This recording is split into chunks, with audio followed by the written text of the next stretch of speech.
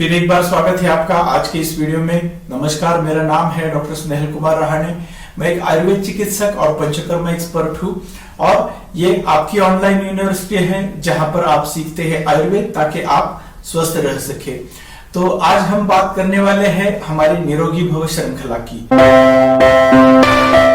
देते हैं आपके सवालों के जवाब जो आपने पूछे हैं। और इस श्रृंखला में आज हम बात करने वाले हैं अनुज कुमार, इन्होंने जो सवाल पूछा है उसके बारे में। अनुज जी ने हमसे पूछा है कि वेरिकोज वेन्स में क्या दूध पीना सही है और इसके लिए और क्या उपाय है जो कर सकते हैं। आमतौर पर हम देखते हैं कि वेरिकोज वेन्स की समस्या काफी जटिल समस्या होती है। जब ये होती है तो कई उपाय करते हैं, सर्जरी करते हैं लोग, लेकिन फिर भी इसकी तकलीफ, इसका दर्द, इसकी पीड़ा कम होती नहीं है। वेरिकोज वेन्स या जिसे शिरा शैथिल्य कहते हैं हम आयुर्वेद में, ये उनको होता है जो ज्यादा समय तक खड़े रहकर काम करते हैं या जिनका वजन ज्यादा होता है। रक्त दुष्टि यानी खून में जब अशुद्धियां बढ़ती है तो वो भी इस शैथिल्य का या वेरिकोज वेन्स का कारण बनता है। तो अगर इसे मिटाना है जड़ से, अगर आपको इसकी तकलीफ से दूर होना है तो सबसे पहले तो जरूरी बात है कि आप इसका हेतु क्या है, इसका मूल कारण क्या है, वो आपको मालूम होना जरूरी है। अगर आप खड़ा रहकर अगर काम करते हैं तो निश्चित तौर पर ज्यादा समय तक खड़ा रहना, ये जो आपका ब्लड फ्लो है वो नीचे तो जाता है, लेकिन पैरों से जब ये ऊपर आने का प्रयास करता है तो उसे ज्यादा एक्स्ट्रा स्ट्रेन रहता है, एक्स्ट्रा प्रेशर देना पड़ता है, जिसके वजह से जब ये सालों साल आप इसी तरह से काम करते हैं तो जो आपके रक्त की धमनियां हैं, जो आपकी ब्लड वेसल्स है, तो उनमें शैथिल्य आ जाता है, उनमें एक ढीलापन आ जाता है। जैसे इलास्टिक होता है, जब वो पुराना हो जाता है तो उसकी जो इलास्टिसिटी है वो कम हो जाती है। उसी प्रकार से जो हमारी रक्त की धमनियां हैं, जो हमारी ब्लड वेसल्स है, वो ढीली हो जाती है और वहां से जो ब्लड फ्लो होने वाला है, वहां से जो खून ऊपर आने वाला है, वो उतनी गति से नहीं आता है जितना जो रेगुलर आता था। और इसी को वेरिकोज वेन्स कहते हैं। तो वेरिकोज वेन्स में होता यह है कि ये धमनियों का शैथिल्य कम होने से ब्लड फ्लो स्लो हो जाता है और इसकी वजह से पैरों में सूजन आने लगती है। जो खून में जो अतिरिक्त पानी है वो ब्लड वेसल से बाहर आकर पैरों में जमता है, जहां पर ये सूजन निर्माण करता है। तो अगर ये आपका कारण है तो आपको ज्यादा देर तक खड़ा रहने से बचना चाहिए। कई बार होता है जब हम इसमें ट्रीटमेंट करते हैं तो अगर ये आपका कारण है तो हम रुग्णों को यही बोलते हैं कि आपको जॉब बदलना पड़ेगा या जॉब करने का तरीका बदलना पड़ेगा। अगर आपका बिजनेस भी है तो आपको ज्यादा समय तक खड़ा नहीं रहना चाहिए, क्योंकि ये अगर आपका मूल कारण आप रोकेंगे नहीं तो ये बीमारी बनने की क्रिया शरीर में शुरू रहेगी। दूसरा इसका जो कारण रहता है मोटापा, वजन ज्यादा होना। अगर वजन ज्यादा है, स्पेशली पेट अगर ज्यादा बड़ा हुआ है, थाइज में अगर ज्यादा चर्बी जमी हुई है, तो उसकी वजह से भी जो ब्लड फ्लो है वो स्लो हो जाता है। जो खून पैरों से ऊपर आता है उसका जो फ्लो है, उसकी जो गति है वो धीमी होती है और उसके वजह से पैरों में जो खून की धमनियां हैं, जो ब्लड वेसल्स है, वहां पर उनकी इलास्टिसिटी वो खो देते हैं और वहां पर फिर से जो वेरिकोज वेन्स की समस्या है वो शुरू हो जाती है। तो इसलिए अगर आपका वजन ज्यादा है तो आपको वजन कम करना जरूरी है। वजन कम आप जब करेंगे तभी ये जो इलास्टिसिटी है वो रिस्टोर हो सकती है। इसके लिए कई बार स्टॉकिंग्स का इस्तेमाल किया जाता है, जो लंबे मोजे होते हैं वो एडवाइस किए जाते हैं, लेकिन उससे सूजन तो कुछ हद तक कम होती है, लेकिन ये जो विकार है ये जड़ से जाता नहीं है।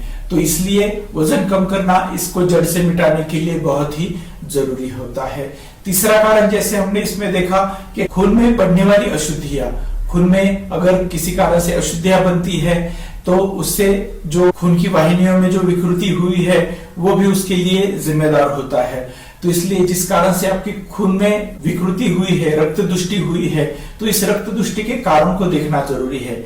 उसके लिए आपको निश्चित तौर पर किसी आयुर्वेद डॉक्टर की जरूरत है।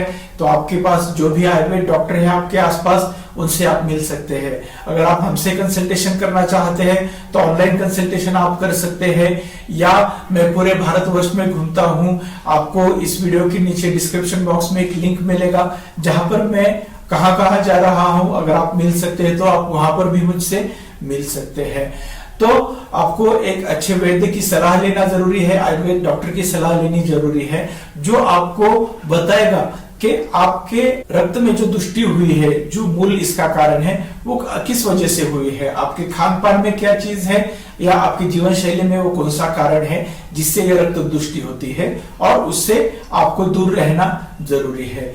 ये तो हुई इसे रोकने की बात। उपचारों की हम बात करेंगे तो निश्चित तौर पर अच्छी दवाइयां और कुछ उपक्रम रहते हैं जिनसे इसे कम किया जा सकता है। और जो आपका पहला सवाल है दूध का पीना, तो निश्चित तौर पर आपको यह समझ लेना जरूरी है कि अगर आप दूध पीते हैं तो दूध का पाचन भी अच्छी तरह से होना जरूरी है। अगर आप दूध पीते हैं, दूध पर हमने इससे पहले भी वीडियो बनाया है कि गाय का दूध या भैंस का दूध, इसमें से दूध कौन सा अच्छा है, किसके क्या गुण है, किसके क्या दोष है, तो इन्हें समझकर आपको दूध का सेवन करना जरूरी है। दूध का सेवन जब भी आप करते हैं तो ध्यान रहे दूध और नमक एक साथ नहीं आना चाहिए। जैसे आप दूध के साथ रोटी लेते हैं, बिस्किट लेते हैं, ब्रेड लेते हैं, या कोई भी चीज खाने के बाद ऊपर दूध, चाय, कॉफी पीते हैं, तो ये करना शरीर में रक्त दुष्टि का कारण होता है। ये अशुद्धियां शरीर में बनकर अलग अलग विकृतियों का निर्माण करता है। तो दूध अगर आप पीते हैं तो उसे पचाने के लिए उतनी मेहनत भी करना बहुत जरूरी है। और अगर आप दूध नियम से पिएंगे तो दूध का पीना शरीर के लिए लाभदायक है। और अगर आप नियमों का पालन नहीं करके दूध पिएंगे तो निश्चित तौर पर दूध का पीना भी शरीर में विकृतियां निर्माण कर सकता है। तो इसके लिए पहले आपको खुद पर ध्यान देना जरूरी है। कई बार हम देखते हैं कि लोग अच्छा डॉक्टर ढूंढते हैं, लेकिन अच्छा डॉक्टर ढूंढने से पहले अच्छा पेशेंट बनना जरूरी है। अच्छा पेशेंट तो वही है जो डॉक्टर की हर बात माने, जिसको जानकारी हो अपने खुद के विकार की, उसके मूल कारण की, किस वजह से ये विकार उसे हुआ है, और उसका संयम हो, उसकी श्रद्धा हो कि वो इस बीमारी के जो मूल कारण को रोक सके। जो उसका कारण है अपने दिल से संयम करे, आपके खान पान और जीवन शैली से संयम करे और उस मूल कारण को रोक दे। अगर इसी प्रकार से आप ध्यान करके उपचार करेंगे तो निश्चित तौर पर जटिल से जटिल विकारों पर भी उपचार अच्छी तरह से हो सकता है और उनसे भी छुटकारा पाया जा सकता है। तो अनुज जी, आशा करता हूं कि आपको ध्यान में आया है कि अगर वेरिकोज वेन्स की समस्या है तो पहले तो उसका मूल कारण क्या है उसे जानना जरूरी है, उसे समझना जरूरी है और उसे दूर करना जरूरी है। और दूसरी बात जो आपने पूछी कि दूध के बारे में, तो दूध अगर अच्छे से आप डाइजेस्ट कर पाते हैं तो उसका सेवन करना है। दूध के गुणों को जानकर उसका सेवन करना है और नियमों से अगर दूध का आप सेवन करेंगे तो वो वेरिकोज वेन्स में कोई समस्या निर्माण नहीं करेगा। और अगर आप इसे विकृति से पिएंगे, आप इसे विपरीत तरह से पिएंगे, नियमों का पालन नहीं करके पिएंगे, तो निश्चित तौर पर ये आपकी समस्या भी बढ़ा सकता है।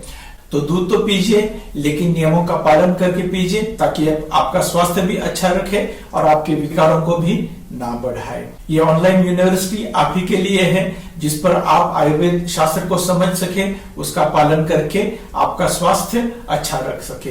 केवल आपका स्वास्थ्य ही नहीं, आपके परिवार का स्वास्थ्य, समाज का स्वास्थ्य, पूरे देश का स्वास्थ्य। तो इस वीडियो को पहुंचाइए उन लोगों तक जिनका आपको ख्याल है और आपको लगता है कि ये वीडियो से उन्हें मदद हो सकती है। हमारे अगले वीडियो में फिर से मिलेंगे, तब तक ख्याल रखिएगा। निरोगी भव।